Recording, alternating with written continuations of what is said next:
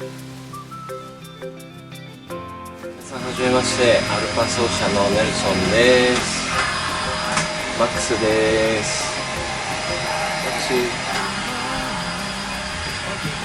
お父さんの紹介をします。パラグアイ人エベルです。はい、マックスありがとう。マックスバイバイ。日本に来てもうトータルするともう20年ぐらいになります。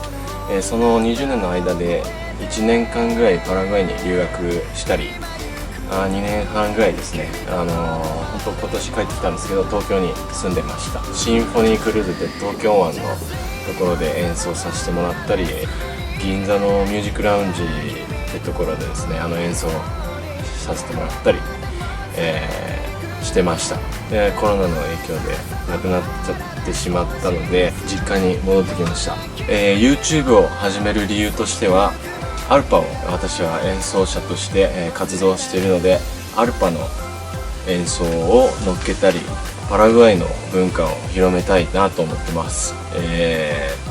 パラグアイ料理とか、私のお母さんが作る料理はとても美味しいので、皆さんにも見て、もらいたいなって思います。弾ける夏の香りに鼻歌混じり歌う君のハーモニ